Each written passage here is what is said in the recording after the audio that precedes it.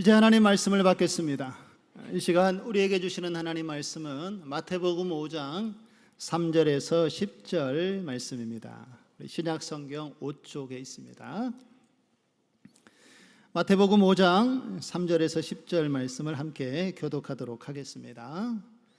심령이 가난한 자는 복이 있나니 천국이 그들의 것이며,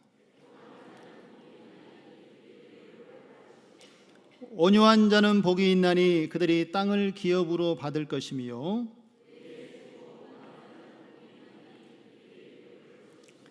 긍휼히 여기는 자는 복이 있나니 그들이 긍휼히 여김을 받을 것이며,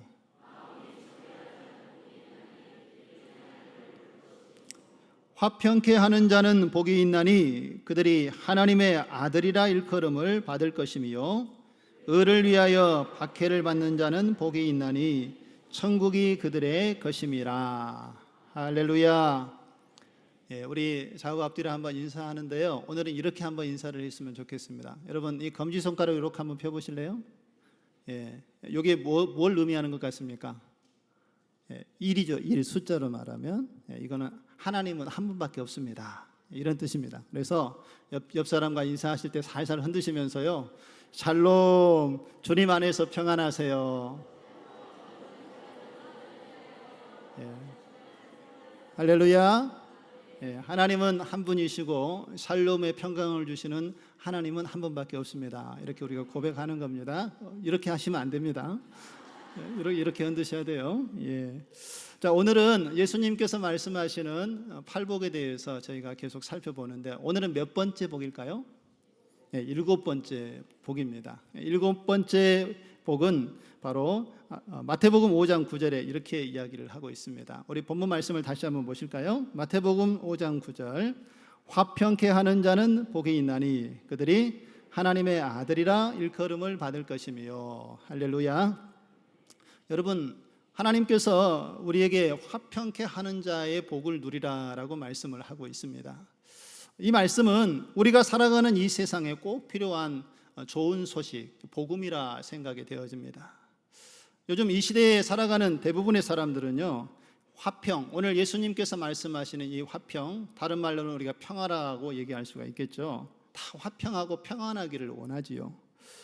요즘 세상의 정세를 보면 나라와 나라들이 전쟁을 하면서 얼마나 이 불안함을 키우고 있습니까? 전쟁이 없는 그러한 세상, 그리고 가정에는 다툼이 없이 평강을 이루는 그런 가정, 교회 안에서도 분열과 분쟁이 없는 그런 교회를 모두가 다 꿈꾸고 살아가고 있습니다. 그런데 여러분, 진짜 문제는요, 이 평화를 원하는 사람들은 많은데 실제로 평화를 만들어가는 사람들이 드물다는 것입니다. 원하는 사람들은 많지만 그 평화를 만들어내는데 힘을 쏟는 사람들은 부족하다는 것입니다. 그렇다면 오늘 예수님께서 말씀하신 이 화평케 하는 자는 과연 누구를 이야기하는 것이겠습니까? 화평케 하다라고 생각하면은 이렇게 생각할 수 있습니다. 어떤 사람은 단순히 사람들과 다툼을 피하고 조용히 지내는 그런 사람이 화평한 사람이다, 이렇게 생각할 수 있지만 성경에서 말하는 화평은 이것이 아닙니다. 물론 다른 사람들과 관계를 맺지 않으면 다툴 일도 없겠지요. 그래서 크게 불안해하거나 염려할 일이 없을 수도 있지만, 오늘 성경에서 말하는 이 화평이라는 것은 성경의 그 원어의 말씀을 우리가 살펴보면 의미를 좀 더 정확하게 알 수가 있습니다. 히브리어로 말하면 이 평화라는, 화평이라는 단어는 샬롬, 조금 전에 우리가 인사했던 그런 말이고요. 헬라어로 말하면은 에이레네라는 말입니다.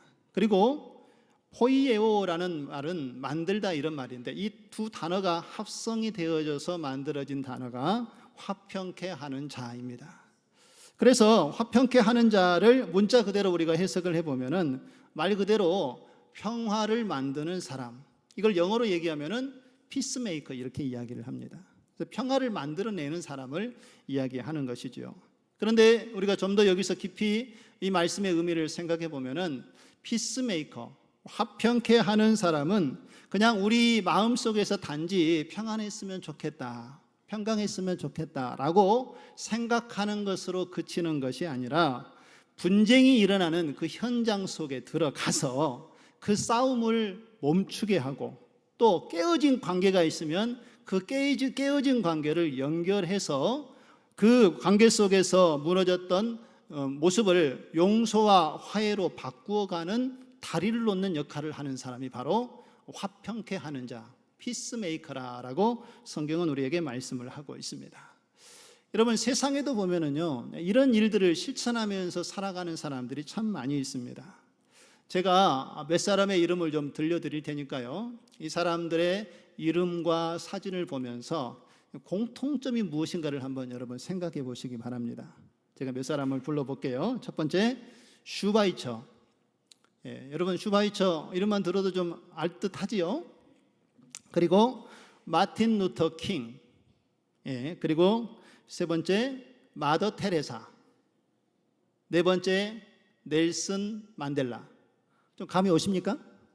감이 안 오면 마지막 사람을 보면 좀 아마 아실 수 있을 것 같습니다. 다섯 번째, 김대중 전 대통령.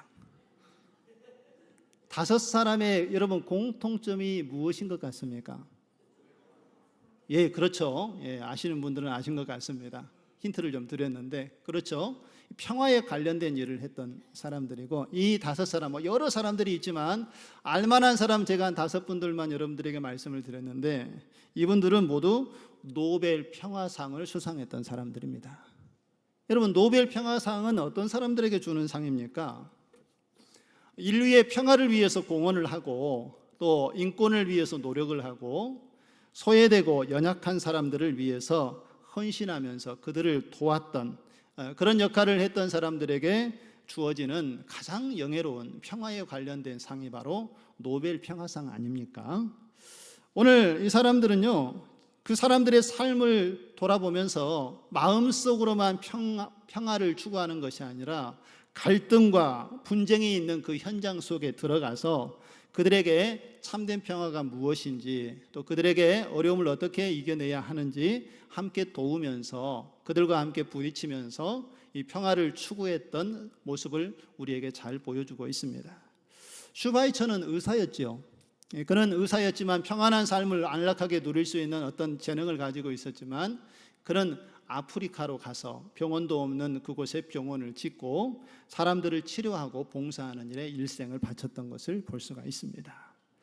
마틴 루터 킹은요, 이 흑인과 백인 사이에 인종 갈등의 차별 문제로 인하여서 고통당하고 있는 흑인들의 인권을 위해서 애썼던 사람이 마틴 루터 킹 목사님이었고요.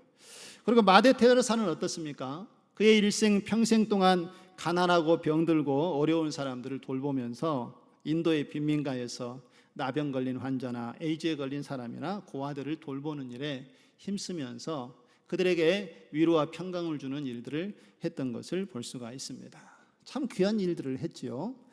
마음으로만 평강을 구하는 것이 아니라 그 현장에 들어가서 그들의 아픔을 이해하고 그들에게 참된 사랑을 나누는 모습을 이렇게 보여주는 많은 사람들이 세상 속에 존재합니다. 그런데 여러분, 저는 오늘 말씀을 묵상하면서 깨닫게 된 것은, 물론 여러분들도 알고 계시겠지만 이 모든 삶의 본질이 되어주시는 중요한 분이 성경에서는 이야기되어지고 있습니다. 인류의 모든 사람들에게 참된 평화와 안식을 주시는 분이 계신데, 그분이 바로 누구이십니까? 예수 그리스도이십니다. 할렐루야. 예수님께서는 죄인된 우리를 구속하기 위해서 하나님이셨지만 인간의 몸을 입고 이 땅에 오셨습니다. 그리고 우리의 죄를 대신하여 죽으셨지요. 하나님과 우리와의 깨어진 그 관계를 예수님께서 다시 화목하고 회복되도록 놀라운 일을 이루어 오셨다라는 것입니다. 로마서 5장 10절에 보면 이것을 우리에게 분명하게 증거를 하고 있습니다. 곧 우리가 원수 되었을 때에 그의 아들의 죽으심으로 말미암아 하나님과 화목되게 하셨은즉 화목되게 된 자로서는 더욱 그의 살아나심으로 말미암아 구원을 받을 것이니라. 할렐루야. 예수님께서 바로 이와 같은 사역을 우리에게 보여주셨다는 것입니다. 하나님과 우리 사이에 죄로 인하여서 큰 간격이 생기고 관계가 깨어진 우리의 삶의 모습이 되었지만, 예수님께서 오셔서 그 깨어진 관계 속에 우리에게 참된 안식과 평강이 주어지도록 하나님과 우리의 관계를 회복시켜 주셨다라는 것입니다. 무엇을 통해서요? 십자가의 죽으심과 부활을 통하여서 자신의 생명을 내어 주시기까지 우리의 관계의 회복을 위해서 예수님께서 그 섬김의 사역을 우리에게 보여주셨다는 것입니다. 온수된 우리를 위해서 예수님께서 죽기까지 우리를 사랑하시면서 참된 화평을 이루신 바로 이분이 이 땅의 모든 인류를 위한 피스메이커로 우리의 삶 가운데 함께해 주신 줄로 믿습니다. 우리는 예수 그리스도를 통하여서 이제 만날 수 없었던 그 하나님을 만나게 되고, 오늘 이렇게 우리가 함께 모여서 하나님 아버지의 이름을 마음껏 부르고 찬양하고 또 그분께 기도하고 그리스도 예수 안에서 하나님 안에서 교제하는 하나님의 은혜와 특권을 누리게 된 줄로 믿습니다. 그리고 이제 주님께서는 우리에게 한 가지를 더 말씀을 하시는 겁니다. 우리가 구원받은 하나님의 자녀요, 또 회복의 증인으로 우리를 부르신 이후에는 이제는 우리도 예수님처럼 그러한 관계의 어려움을 갖고 있는 사람들에게 나아가서 피스메이커가 되도록 우리를 구원하여 주신 줄로 믿습니다. 우리를 통하여서 이제 주님의 길을 우리도 함께 따라가면서 이렇게 세상 속에 갈등이 있고 무너진 곳에 하나님의 참된 평화가 나타나도록 우리를 피스메이커로 부르셔서 그 사명을 우리에게 맡겨 주신 줄로 믿습니다. 우리도 그 구원의 은혜를 먼저 받은 자로서 이제 하나님의 은혜를 누리며 다른 사람들에게 이 하나님의 평강과 하나님의 사랑을 나누며 살아가는 저와 여러분 되어지기를 주님의 이름으로 축원드립니다. 자, 그렇다면 우리는 화평케 하는 자로 살아가기 위해서 구체적으로 우리가 무엇을 실천해야 하겠습니까? 화평케 하는 자로 부름을 받은 것은 알겠는데, 그럼 어떻게 해야 화평한 자의 삶을 우리가 살아갈 수 있는가 하는 문제지요. 첫 번째는 내가 속한 공동체 안에서 화평을 만드는 중재자가 되어야 한다는 것을 기억하시기 바랍니다. 여러분, 미국의 대법관을 지낸 워렌 버커라는 사람이요, 오늘날 이 사회가 왜 이렇게 갈등이 심한 사회가 됐는가에 대해서 진단을 하면서 이렇게 이야기를 했습니다. 오늘날 이 사회의 갈등이 급증하게 된 이유는 가정과 교회가 그 기능을 잃어버렸기 때문입니다 라고 이렇게 이야기를 했습니다. 저는 이 이야기를 듣고 공감이 갔는데 여러분들은 어떠십니까? 우리의 가정, 하나님께서 세우신 가정, 하나님께서 세우신 교회가 그 기능과 역할을 하나님의 뜻대로 다 했다라면 분명히 이 사회는 갈등보다는 하나님의 사랑과 하나님의 평강이 이 땅을 지배하고 있게 될 줄로 믿습니다. 그런데 오늘날 이렇게 만연한 갈등과 어려움들이 나타난 것은 가정이 그 역할이 제대로 이루어지지 못하고 교회가 그 역할을 온전히 다 하지 못하기 때문에 이런 갈등의 문제들이 나타나게 되었다는 것이지요. 실제로 여러분 그렇지 않습니까? 많은 가정들이 가정 안에 이 소통이 단절되어지고 가족 간의 대화가 이루어지지 않는 그런 시대에 우리가 살아가고 있습니다. 교회 안에서도 하나님의 사랑과 용서와 은혜가 나타나야 함에도 불구하고 교회 안에서 때로는 분열이 나타나기도 하고 다툼에 휘말리는 일들이 종종 일어나는 것을 볼 수가 있습니다. 여러분, 그렇기 때문에 바로 지금 이때가 하나님께서 원하시는 화평케 하는 자가 필요한 때인 줄로 믿습니다. 누구나 일어나는 일에 대해서 쉽게 비판하고 판단하기는 쉽습니다. 그런데 하나님께서 이 깨어진 관계를 회복하면서 그 자리에 하나님의 뜻을 나타내기 위한 피스메이커로 서는 자리는 쉽지 않다는 것을 우리가 잘 알고 있습니다. 그러나 우리가 분명히 아셔야 할 것은 어느 곳에 있든지 간에 하나님께서 말씀하신 화평케 하는 자가 하나님 앞에 복된 자임을 믿으시기를 간절히 소망합니다. 여러분, 성경에 보면은요, 많은 피스메이커들이 우리에게 소개되어지고 있는 것을 볼 수가 있습니다. 제가 몇 사람만 소개를 좀 드려보겠습니다. 여러분, 모세가 이스라엘 백성들이 하나님께서 말씀을 주시기로 원하였을 때에 시내산에 올라가서 십계명을 받기 위해 그 시내산에 머물지 않았습니까? 그런데 시간이 좀 오래 걸리자 이스라엘 백성들이 뭘 만들죠? 금송아지를 만듭니다. 그리고 이 금송아지가 우리가 믿는 하나님이다, 애굽에서 우리를 인도한 신이다라고 이렇게 하나님을 저버리고 우상을 섬기기 시작했습니다. 모세와 하나님이 그 시내산에서 그 모습을 보지요. 그리고 하나님께서 분노하시고 이스라엘 백성들을 멸하시려고 할 때에 모세가 백성들을 위하여 간절히 중보 기도하면서 그 진노를 돌이켜달라고 하나님과 이스라엘 백성 사이의 중재자의 역할을 하는 모습을 우리가 잘 볼 수가 있습니다. 또 여러분, 아비가일도요, 분노한 그 다윗을 위로하고 그의 분노에서 그의 생각을 바꾸도록 지혜롭게 행동했던 것을 볼 수가 있습니다. 그의 남편 나발이 다윗이 도움을 청했을 때에 그가 다윗을 모른 채하고 무시했다가 다윗의 큰 분노를 샀습니다. 다윗이 격분한 나머지 그 나발의 집안의 모든 사람들을 다 몰살하려고 군대를 이끌고 가는 사이에 아비가일이 이 사실을 알게 됩니다. 그리고 선물을 준비해서 다윗에게 주고 지혜롭게 겸손하게 나발이 했던 잘못된 상황들을 이야기하고 그 다윗의 분노를 풀어내죠. 그래서 가족이 살육을 당할 뻔한 자리에서 벗어나는 그런 중재자의 역할을 아비가일이 지혜롭게 했던 것도 볼 수가 있습니다. 또 우리가 잘 알고 있는 요나단은 어떻습니까? 아버지 사울 왕과 친한 친구였던 이 다윗과의 그 어려운 관계 속에서 그 문제를 풀어가기 위해서 중재자의 역할을 하고 진심으로 사울과 다윗이 화해하기를 원하는 그러한 마음을 간절하게 중재했던 바로 사람이 또 요나단이었던 것을 볼 수가 있습니다. 마지막으로 나단 선지자는 어떻습니까? 다윗이 밧세바를 범하고 하나님 앞에 죄를 지었을 때에 여러분, 신하들 중에 어느 누구 하나도 다윗의 행하는 것이 잘못된 것을 알았음에도 불구하고 다윗에게 가서 말할 사람이 아무도 없었습니다.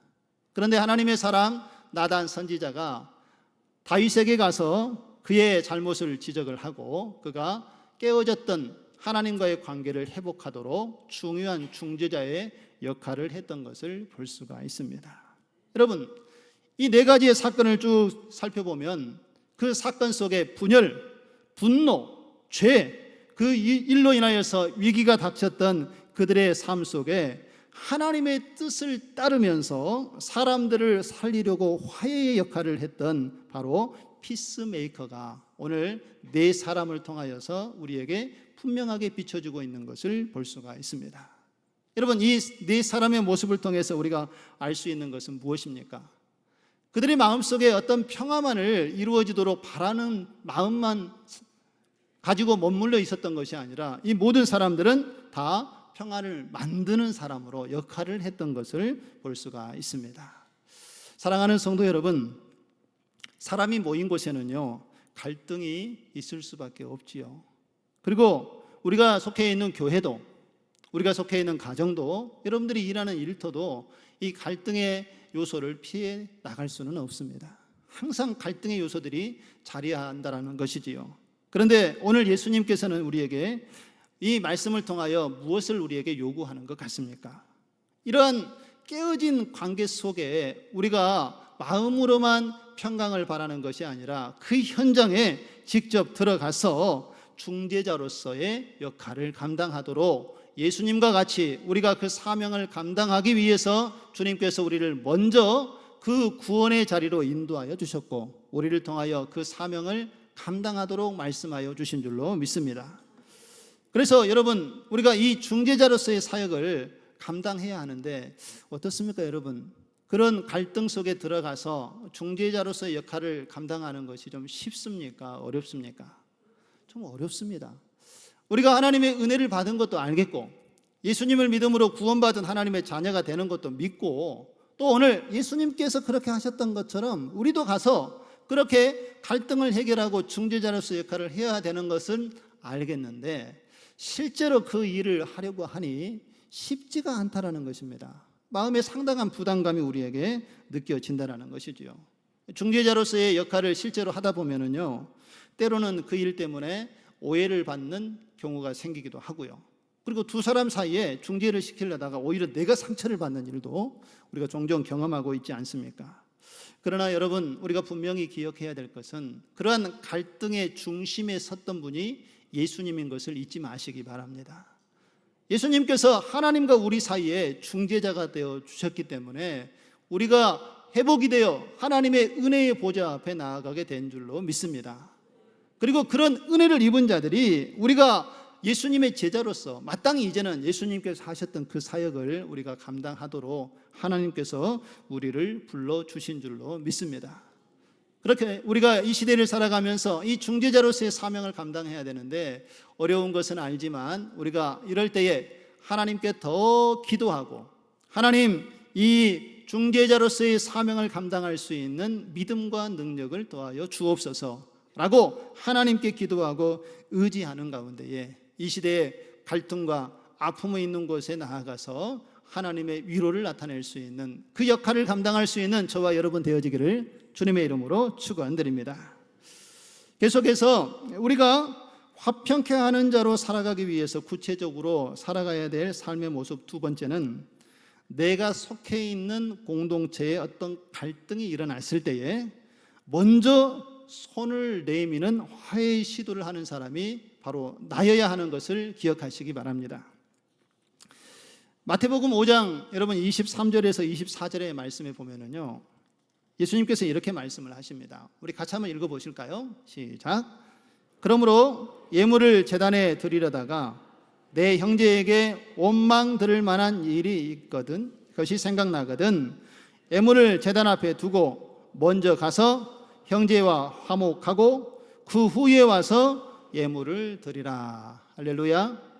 예배에 대해서, 예물을 드리는 것에 대해서 예수님께서 가르침을 주시는데, 혹시 예배 드리기 전에 형제의 원망을 들을 만한 일이 있었다라면 예배 드리기 전에 그것을, 예물을 잠깐 내려놓고 문제를 해결하고 와서 하나님께 예물을 드리라 라고 예수님께서 말씀을 하십니다. 그러면 여러분, 이 말씀을 읽으면 혹시 이런 생각을 하지 않겠습니까? 어떤 관계의 문제가 생겨서 해결되지 못하면 그러면 그 문제를 해결하기 전까지는 하나님 앞에 예배를 드리지 말라는 말입니까? 혹시 이렇게 생각할 수도 있겠지요. 그런 의미인 것 같습니까? 네, 그런 의미가 아닙니다. 여기서 말씀하시는 것은 어떤 화목하지 못한 일들이 우리 주변에 일어났다라면 우리 마음에 불편한 감정이 일어나겠지요. 그러면 불편한 마음을 가지고 하나님 앞에 나와서 예배 드리면 여러분, 이 예배가 하나님께서 온전하게 받으시는 기쁨의 예배가 될 수 있을까요? 예, 온전한 예배를 우리가 드릴 수가 없습니다. 마음이 불편하고 내가 기쁘지 않은데 어떻게 기쁨으로 하나님을 예배할 수 있겠습니까? 하나님께서 우리에게 예수님을 통하여 하시는 말씀은 그러한 불편한 관계의 문제를 하나님께 맡기고 또한 직접 찾아가서 그 문제를 먼저 해결하려는 마음의 자세가 우리에게 필요하다라는 것을 이야기를 하고 있는 것입니다. 그래야만 우리가 기쁜 마음으로 하나님 앞에 온전한 예배를 올려드릴 수 있기 때문입니다. 오늘 우리가 예배 드리기 전에 하나님께 얼마나 기쁨으로 감사하면서 찬양으로 하나님께 영광을 올려드렸습니까? 우리 할렐루야 찬양대가 또 은혜로운 찬양을 준비해서 하나님께 기쁨으로 찬양할 때 우리 온 성도들이 자리에서 다 일어나서 하나님께 찬양을 하는 것은 이 찬양의 고백이 우리의 삶의 고백이고 우리의 신앙의 고백입니다 라는 마음을 우리가 실어서 찬양으로 하나님 앞에 영광을 올려드렸던 것 아니었습니까? 하나님께서 이러한 찬양의 모습을 얼마나 기뻐하시겠습니까? 그런데 여러분, 우리가 잊지 말아야 될 것은 하나님께서는 이 찬양도 기쁘게 받으시지만 더 기쁘게 받으시는 하나님은 우리가 깨어진 관계가 있을 때에 그것에 대한 화해를 시도하고 겸손하게 하나님 앞에 나아가고자 하는 그러한 마음을 하나님께서는 더 기뻐하신다는 것을 잊지 마시기 바랍니다. 우리 안에 그러한 불편한 마음을 그대로 내버려 두고 예배하는 것이 아니라 그 문제를 하나님께 맡기고 기도하고 풀어내면서 마음이 주시는 하나님의 평강을 가지고 예배하기를 주님께서는 원하고 계신다는 것입니다. 그래서 예수님께서는 먼저 가서 화목하라 라고 우리에게 말씀을 하시는 것이지요. 그리고 사도 바울도요, 예수님의 가르침과 같이 로마서 12장 18절에 보면 이렇게 우리에게 권면을 하고 있습니다. 로마서 12장 18절 우리 같이 한번 읽어보실까요? 시작. 할 수 있거든 너희로서 모든 사람과 더불어 화목하라. 할렐루야. 여러분, 오늘 이 말씀 속에서 우리가 주목해 보아야 될 단어는 할 수 있거든 너희로서라는 단어입니다. 저는 이 말씀을 설교를 준비하면서 묵상을 하다가 할 수 있거든 너희로서라는 이 말에 큰 하나님의 은혜를 입었습니다. 여러분, 우리가 하나님 앞에 나아갈 때는 바로 이러한 마음의 자세가 필요하다는 거예요. 그냥 하나님, 제가 가서 화해를 요청하고 내가 좀 다른 사람에게 먼저 손을 내밀었을 때에 그 사람이 내 손을 잡지 않으면 내가 얼마나 민망하겠습니까? 내 자존심도 상하고. 그래서 당신이 먼저 하기를 기다리고 내가 먼저 손을 내밀지 못했던 그러한 우리의 모습들이 많은데, 오늘 사도 바울은 우리에게 그러한 일들이 일어났을 때에 주저하지 말고 할 수 있는 대로 먼저 가서 손을 내밀라는 것입니다. 그리고 화해를 요청하고 하나님의 사랑을 함께 나누는 모습이 우리에게 필요하다는 것이죠. 여러분 보세요. 어떤 사람은 이렇게 손을 내밀었을 때에 같이 손을 잡고 금방 화해 모드가 만들어지는 사람도 있습니다. 근데 그렇지 않는 사람도 있을까요, 없을까요? 있지요. 내가 정말 진심을 다해서 내가 좀 손해보는 것 같지만 예수님의 마음을 가지고 더 좋은 관계를 위해서 손을 내밀었는데 제 손을 툭 쳐요. 받아들이진 않아요. 그러면 얼마나 마음이 상합니까? 하나님, 이런 일을 겪을 수도 있는데 제가 해야 될까요? 하는 마음이 우리 마음속 한 구석에 분명히 있으리라 생각이 되어집니다. 그러나 여러분, 우리는 그에게 손을 내밀었을 때 그가 그 손을 잡지 않는 것은 그 사람 몫입니다. 그것 때문에 우리가 염려하고 두려워할 필요는 없다는 거예요. 중요한 것은 그 사람이 내가 손을 내밀었을 때 거절하든 거절하지 않든 우리가 하나님의 말씀에 순종을 하고 하나님께서 화목하는 자가 되라고 말씀하셨던 그 말씀에 우리는 믿음으로 반응하며 순종하면 되는 것입니다. 그러면 하나님께서 모든 과정 가운데 함께 하시고 때가 되면 문제를 푸시고 회복해 하시는 은혜를 우리에게 더하여 주실 줄로 믿습니다. 그래서 오늘 예수님께서 하시는 이 말씀, 사도 바울이 하시는 이 말씀은 우리 각자의 삶에 우리 모습 속에서 적용되어져야 될 하나님 주시는 말씀인 줄로 믿습니다. 그래서 사랑하는 성도 여러분, 오늘 이 시간 이 말씀을 듣고 화평하는 자가 복이 있다라고 말씀하신 오늘 이 말씀을 여러분 이 마음으로만 느끼고 지식으로만 담아두지 마시고 이번 한 주간에 이것을 여러분의 삶 가운데 가장 가까운 사람부터 한번 실행을 해보시기 바랍니다. 여러분, 부부간에도 얼마나 하나님의 사랑 가운데 있으면은 그 가정에 행복이 느껴집니까? 그런데 어느 날 서로 의견이 좀 맞지 않아서 서로 다툼이 생기면은요, 그렇게 친밀한 인구 부부 같아도요, 서로 밥상머리에 같이 앉아서 밥 먹기가 얼마나 불편하고 힘이 듭니까? 눈을 마주치기도 불편하고요. 그리고 교회 올 때 같이 걸어올 때 같이 안 옵니다. 전에는 손잡고 같이 오는데 집사님, 남자 집사님 먼저 오시고 권사님 뒤따라 오시고 이렇게 불편한 관계가 막 가정 안에 부부 사이에도 나타날 수가 있다라는 것이지요. 그리고 부모 자녀 간에도 의견 차이가 생겼을 때에 다툼이 생기고 나면 그걸 풀지 못해서 오랫동안 쌓아두고 마음의 무거운 짐으로 여전히 여러분의 마음속에 자리 잡고 있는 성도들의 가정도 아마 있으리라 생각이 되어집니다. 또 형제 간에는 어떻습니까? 그렇게 사이좋게 지내다가도 한번 의견이 틀어지면 또 문제를 풀지 못해서 오랫동안 마음의 무거운 불편함을 갖고 있는 여러분들 가정들, 또 일가 친척들과 주변의 성도들의 모습이 있다면 여러분 오늘 용기를 좀 내보시기 바랍니다. 오늘 이 하나님의 말씀을 붙잡고 내가 먼저 손을 좀 내미시기 바랍니다. 내가 자존심 상해서 이번에는 절대 내가 먼저 손 내밀지 않을 거야, 이런 생각 가지고 있는 우리 아내분들, 우리 남편분들, 그러지 마시고 먼저 손 내미시기 바랍니다. 사랑하는 사람이 먼저 더 하나님의 그 사랑을 나눌 수 있는 것입니다. 여러분들이 다가가서 손 내밀 때에 성령께서 역사해 주실 줄로 믿습니다. 가정 안에 그러한 불편함들이 다 하나님의 인도하심 속에서 풀려지고 회복되도록 하나님께서 역사해 주실 줄로 믿습니다. 손을 내미는 것은 용기가 필요합니다. 그 용기는 우리가 어디에서 얻을 수 있겠습니까? 하나님으로부터 얻을 수 있는 것입니다. 하나님께 기도하시고, 하나님, 제가 말씀에 의지해서 먼저 손을 내밀고 함께 하나님의 화평케 하는 자가 되기를 소망합니다 라고 나아갈 때에 하나님께서 그 길을 열어주실 줄로 믿습니다. 예수님께서는요, 우리와 하나님과의 깨어진 관계를 회복하기 위해서 무엇을 내놓으셨습니까? 자신의 생명을 내놓으셨어요. 그런 예수님의 모습을 바라본다면 우리가 원수까지는 사랑하지 못한다 할지라도, 물론 사랑하면 얼마나 좋겠습니까? 그것이 하나님께서 우리에게 주신 명령이니까요. 그러나 오늘 거기까지는 못하더라도 여러분들의 가족들, 가까운 사람들에게 여러분 하나님의 손길을 가지고 나아가시면서 화목하게 하시고 회복해 하시는 하나님의 은혜를 경험하는 저와 여러분 되어지기를 주님의 이름으로 축원드립니다. 자, 그렇다면 오늘 주님께서 이런 화평한 자에게 주시는 복은 무엇이겠습니까? 다시 우리 말씀으로 돌아와서요, 마태복음 5장 9절 말씀을 다시 한번 읽어보도록 하겠습니다. 시작. 화평케 하는 자는 복이 있나니 그들이 하나님의 아들이라 일컬음을 받을 것이며. 할렐루야. 화평을 추구하는 자들의 삶 가운데 하나님께서 주시는 복은 하나님께서 그를 하나님의 아들로 인정해 주신다는 것을 믿으시기 바랍니다. 여러분, 여기서 하나님의 아들로 인정을 받는다는 것은요, 단순히 하나님께서 우리를 칭찬하는 그런 말의 의미로 우리에게 이야기하는 것이 아닙니다. 하나님께서 너는 내 아들이라, 너는 내 딸이라 라고 지명하여 부르시고 하나님 나라의 상속자로 우리를 삼아주시겠다는 하나님의 약속인 줄로 믿습니다. 내가 이제는 내 아들이 되었고 너의 무너졌던 그러한 성품들이 이제 성령의 인도하심을 따라 나의 모습을, 나의 성품을 내가 닮아가고 있구나. 내가 너를 놓지 않겠다. 내가 너를 이제는 책임져 주겠다. 내가 너와 영원히 함께 할 것이라. 할렐루야.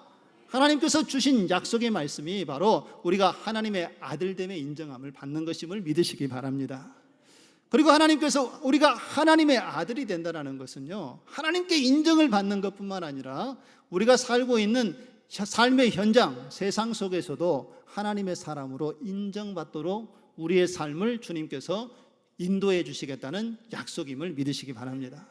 여러분, 우리가 하나님의 사람으로 인정을 받으면요, 이 사람은 세상 속에 나가서도 하나님의 사람으로 인정을 받습니다.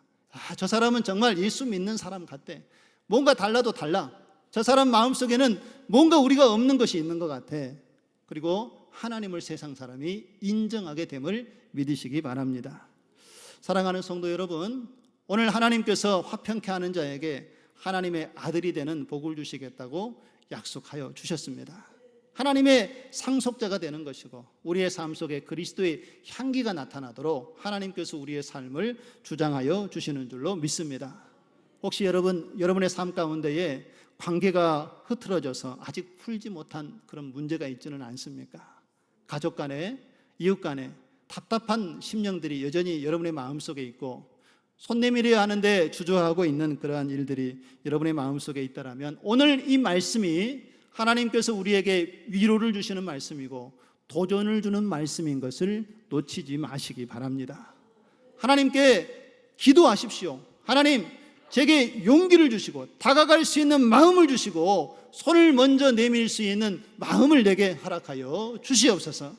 예수님께서 우리와 하나님 사이의 관계를 회복시키는 중재자가 되었던 것처럼 나도 하나님 갈등 속에 있는 곳에 들어가 중재자로서의 사명을 감당할 수 있는 믿음을 더하여 주옵소서 라고 하나님께 기도하시고 이번 한 주간에 주님을 바라보는 가운데에 화평케 하는 자가 되시고 하나님의 아들이 되는 복을 누리시는 저와 여러분 되시기를 주님의 이름으로 축원드립니다.